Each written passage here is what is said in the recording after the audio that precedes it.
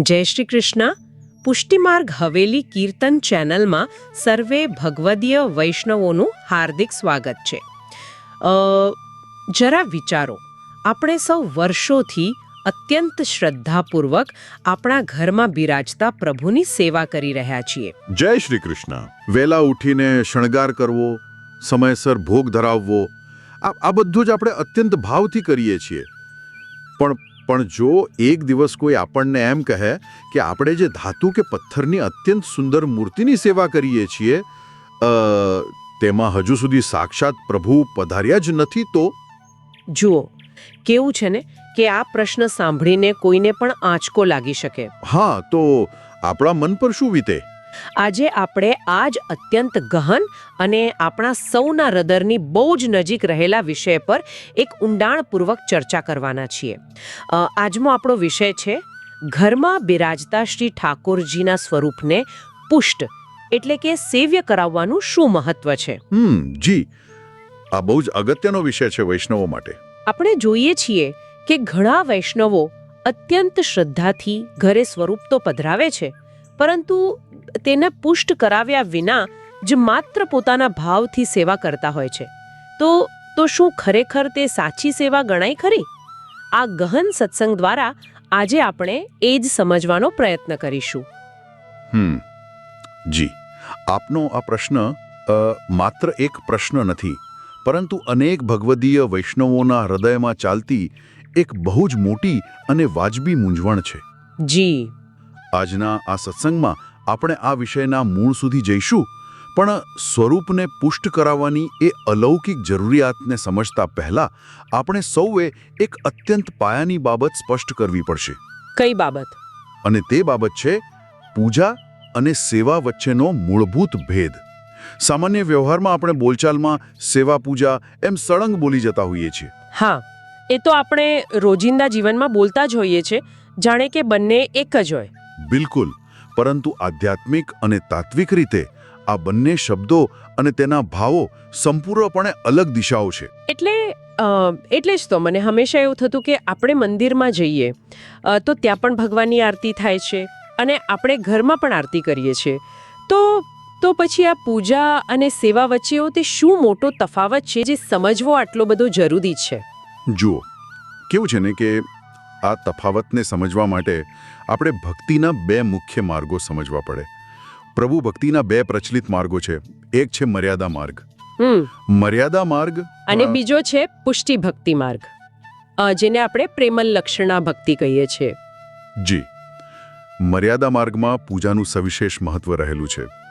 પૂજા એ મૂળભૂત રીતે વિધિ વિધાનોથી અને કડક નિયમોથી બંધાયેલી એક પ્રક્રિયા છે. એટલે નિયમોનું પાલન કરવાનું. હા, તેમાં શું થાય છે કે વૈદિક મંત્રોના ઉચ્ચારણ દ્વારા કોઈ એક મૂર્તિમાં દેવનું આહ્વાન કરવામાં આવે છે. આહ્વાન એટલે તેમને પધારવા માટે વિનંતી કરવામાં આવે.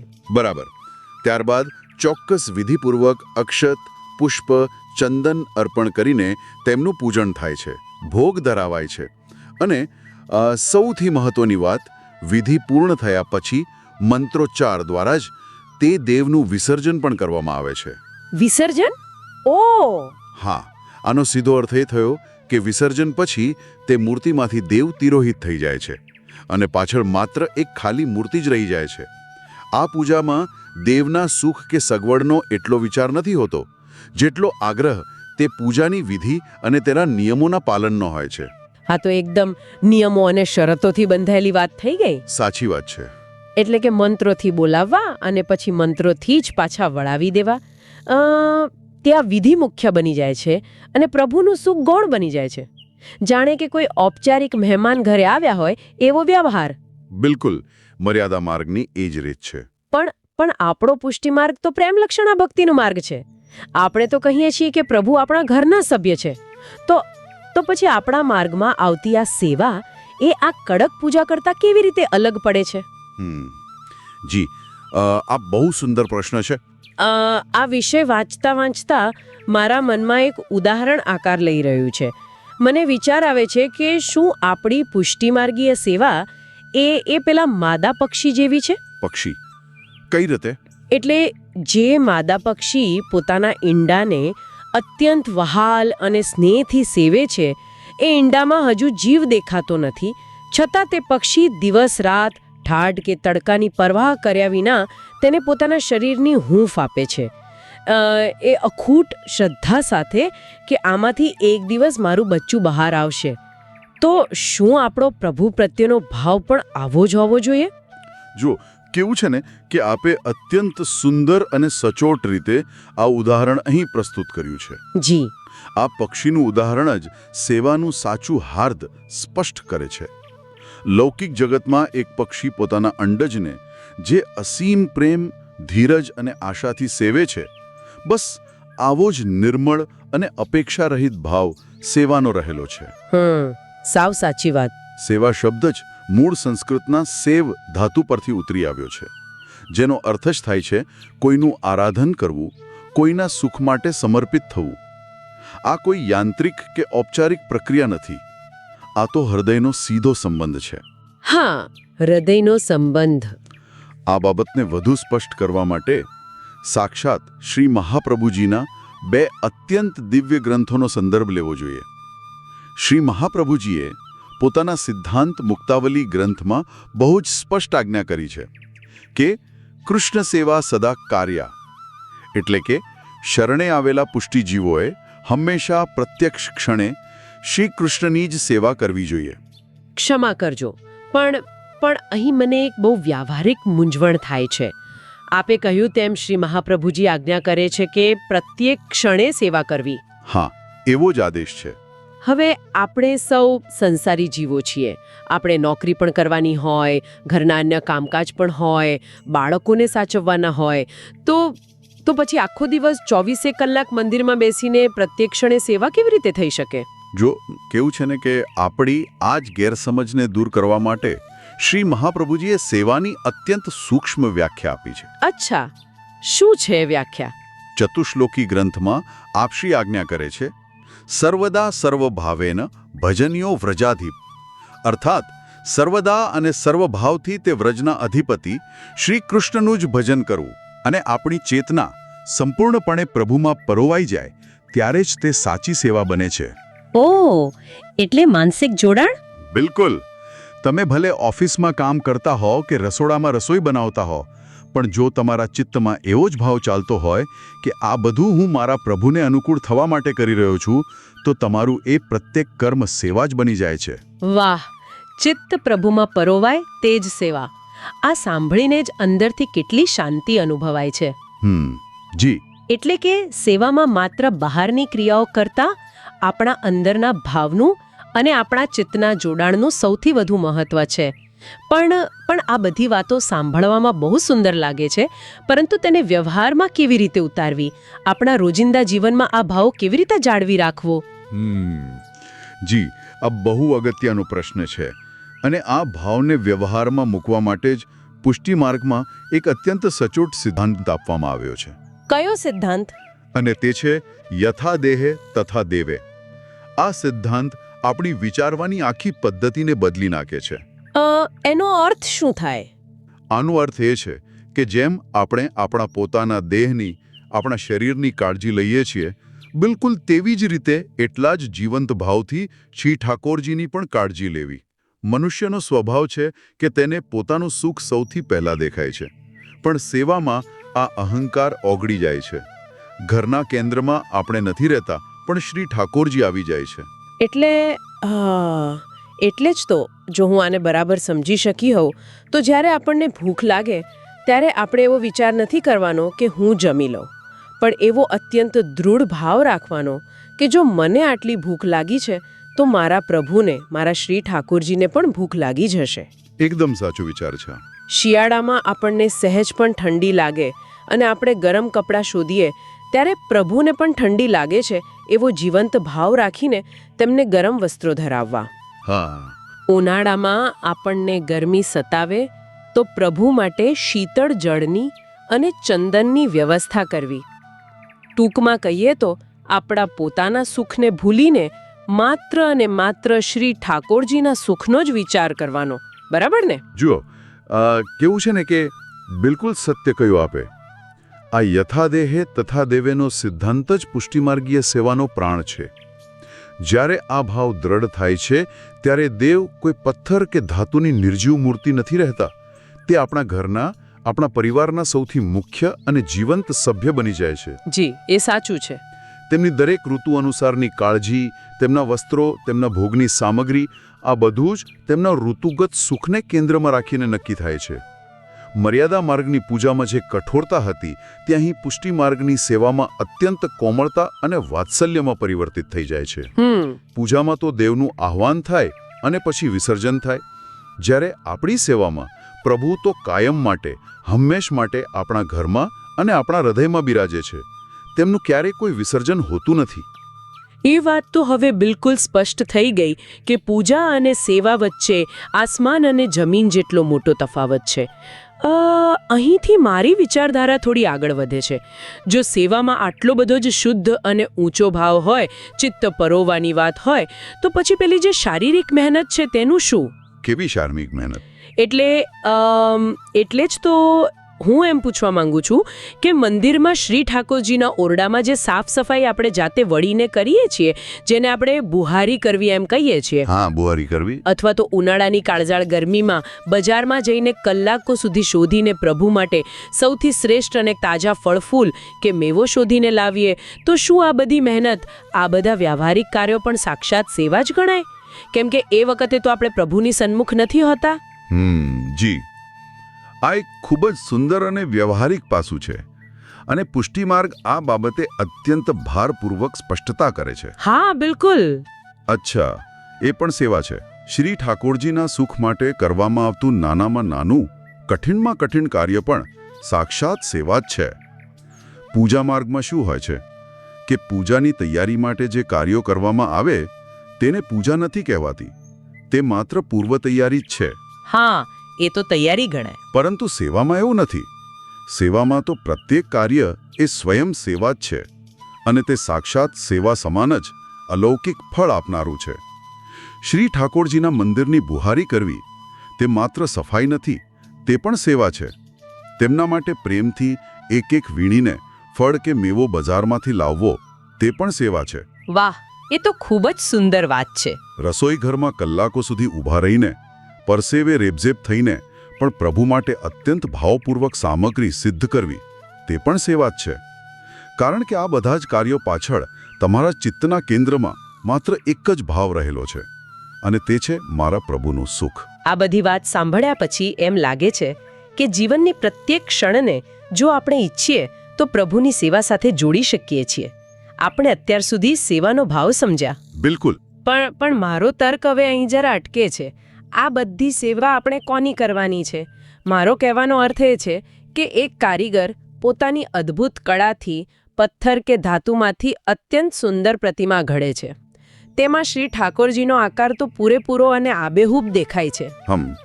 છતાં આપણે જાણીએ છીએ કે તે માત્ર એક મૂર્તિ છે. તેમાં સાક્ષાત ભગવત સ્વરૂપ નથી હોતું. જેમ કોઈ સુંદર શરીર હોય, પણ જો તેમાં આત્મા જ ન હોય તો તે શરીર નિર્જીવ છે. બરાબર ને? હા, એ નિર્જીવ કહેવાય. તો પછી એ કારીગરે ઘડેલી પથ્થર કે ધાતુની મૂર્તિમાં માત્ર આપણા ભાવથી ચેતના કેવી રીતે આવી શકે? તેમાં ભગવત સ્વરૂપ એ દિવ્ય ચેતના કેવી રીતે પધારે છે? આ મૂર્તિમાંથી સાક્ષાત સ્વરૂપ બનવાની અને તેને પુષ્ટ કરાવવાની આખી પ્રક્રિયાનું વિજ્ઞાન શું છે? જુઓ, કેવું છે ને કે તમે સીધા જ પુષ્ટિ માર્ગના અત્યંત ગૂઢ અને અલૌકિક સિદ્ધાંત પર આંગળી મૂકી છે. મૂર્તિમાંથી સ્વરૂપ બનવાની આ યાત્રા અને તેની પાછળનું વિજ્ઞાન સમજવા માટે આપણે થોડું આધ્યાત્મિક ઊંડાણમાં જવું પડશે. જી, હું સાંભળવા આતુર છું. સિદ્ધાંત આપણને બહુ સ્પષ્ટપણે સમજાવે છે કે શ્રી ઠાકોરજી એ સાક્ષાત શ્રી મહાપ્રભુજીને વશ છે, અને તેઓ સદાય નિરંતર શ્રી મહાપ્રભુજીના હૃદયમાં બિરાજે છે. અચ્છા. શ્રી મહાપ્રભુજીના હૃદયમાં જે યશોદોત્સંગ લાલિત નંદનંદન પ્રભુનું, એટલે કે માતા યશોદાના ખોળામાં રમનારા શ્રી કૃષ્ણનું જે સ્વરૂપ બિરાજમાન છે તે અત્યંત દિવ્ય અને સાક્ષાત ચેતના સ્વરૂપ છે.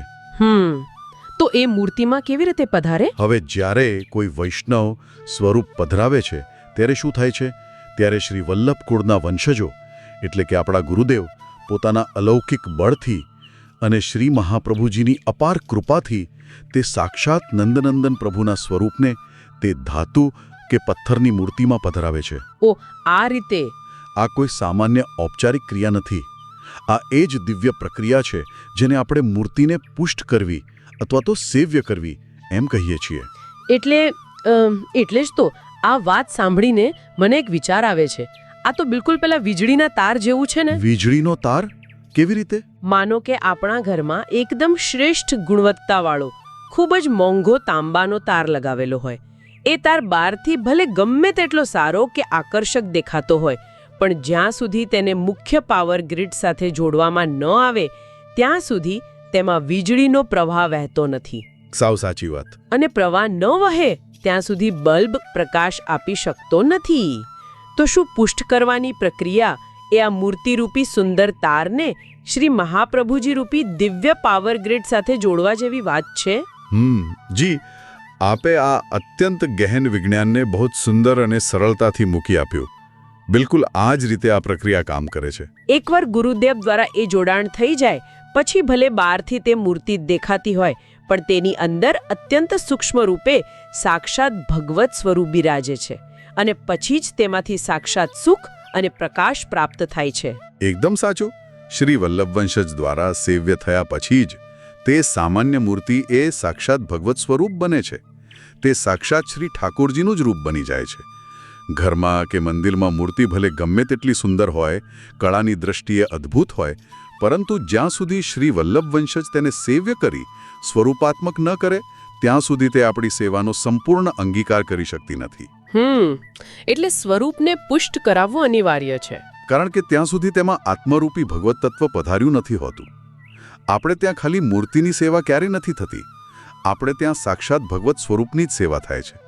સેવ્ય થયા પછી પ્રભુ તેમાં સાક્ષાત બિરાજે જ છે. છતાં પણ ક્યારેક જો આપણને દર્શન ન થાય કે તેમનો અનુભવ ન થાય તો તેમાં ઉણપ આપણા ભાવની છે, આપણી દ્રષ્ટિની છે. બરાબર. પ્રભુ તો તેમાં અચૂક બિરાજે જ છે. માટે જ સ્વરૂપને પુષ્ટ કરાવવું અનિવાર્ય છે. આ બધું જ્ઞાન પ્રાપ્ત કર્યા પછી સિદ્ધાંત તો જાણે કાચ જેવો પારદર્શક અને સ્પષ્ટ થઈ ગયો છે. પણ છતાંય એક બહુ જ મોટો અને કડવો વ્યાવહારિક પ્રશ્ન અહીં ઊભો થાય છે. કયો પ્રશ્ન?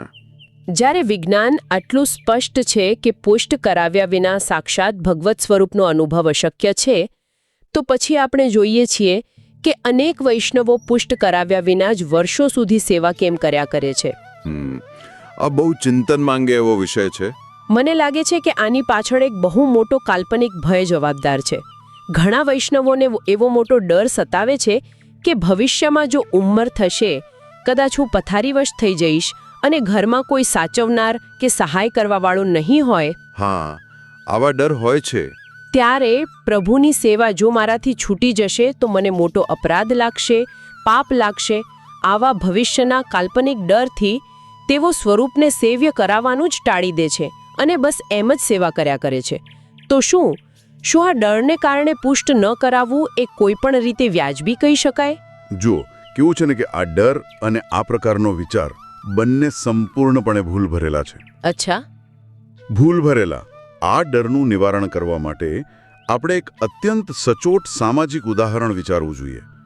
તમે જ શાંતિથી વિચારો, શું કોઈ યુવાન સ્ત્રી માત્ર એવા કાલ્પનિક ડરથી કે ભવિષ્યમાં કદાચ મારા પતિનું મૃત્યુ થશે અને હું વિધવા થઈ જઈશ, શું એ ભયથી તે સ્ત્રી ક્યારે લગ્ન કરવાનું જ ટાળી દેશે? કદાચ એવો વિચાર કરીને એ લગ્ન ન કરે અને માત્ર કોઈ માનેલા પતિના એક ફોટાને સામે મૂકીને આખી જિંદગી તેની પૂજા કે સેવા કરે, તો શું તેને દાંપત્ય જીવનનો, એક સાચા અને જીવંત પતિનો સાક્ષાત પ્રેમ અને આનંદ ક્યારે મળી શકે ખરો? ના, અરે ક્યારેય નહીં. માત્ર એક ફોટામાંથી સાક્ષાત અને પ્રત્યક્ષ સુખનો અનુભવ તો કોઈ કાળે શક્ય જ નથી ને. જી, બસ આ જ વાત છે. ભવિષ્યના વૈધવ્યની ચિંતાથી જેમ કોઈ સ્ત્રી લગ્ન કરવાનું ક્યારેય છોડતી નથી, તેવી જ રીતે બ્રહ્મ સંબંધ લીધેલા પુષ્ટિજીવે પણ ભવિષ્યમાં શું થશે, પથારીવશ થઈશું કે નહીં, એવી કાલ્પનિક મુશ્કેલીઓના ડરથી વર્તમાનમાં મળતા ભગવત સ્વરૂપના સાક્ષાત આનંદથી શા માટે વંચિત રહી જવું જોઈએ? હા, એ તો કેટલી મોટી અને ગંભીર ભૂલ છે. માત્ર એક ધાતુની મૂર્તિથી સાક્ષાત સ્વરૂપના આનંદનો અનુભવ કેવી રીતે થઈ શકે? માટે બ્રહ્મ સંબંધી જીવે ભવિષ્યની તમામ ચિંતાઓ શ્રી ઠાકોરજી પર છોડીને અત્યંત સ્નેહપૂર્વક સેવા કરવી જ જોઈએ. પણ કોઈ નવું વૈષ્ણવ હોય તો જેને હજુ શીખવાનું હોય. હા, આમાં એક વ્યવહારિક છૂટ ચોક્કસ છે. જો કોઈ નવું વૈષ્ણવ હોય જેને હજુ શણગાર કરતા શીખવું હોય, સેવાનો ભાવ અને સ્વરૂપ પ્રતિની પ્રીતિ કેળવવી હોય, તો થોડા સમય માટે ખેલવાના શ્રી ઠાકોરજી રાખી શકાય. આ ખેલવાના સ્વરૂપને સેવ્ય કરાવ્યા વિના શીખવા પૂરતો તેનો ક્રમ રાખી શકાય. પરંતુ આ વ્યવસ્થા કોઈ કાયમી ઉકેલ નથી. બરાબર. કાયમી સેવા માટે તો સ્વરૂપને પુષ્ટ કરાવવું જ પડે. બિલકુલ. ભયમુક્ત થઈને પ્રભુને શરણે જવામાં જ સાચો આનંદ છે. ખરેખર આ ડર અને પ્રેમના ઉદાહરણ સાંભળીને રૂવાડા ઊભા થઈ ગયા છે. આજે આ અત્યંત ગહન ચર્ચા અને અધ્યયનના અંતે એક બહુ જ ઊંડો વિચાર મારા મનમાં આકાર લઈ રહ્યો છે, જે હું આપણા સૌ સાંભળનાર વૈષ્ણવો સમક્ષ મૂકવા માંગુ છું. જી, ચોક્કસ જણાવો.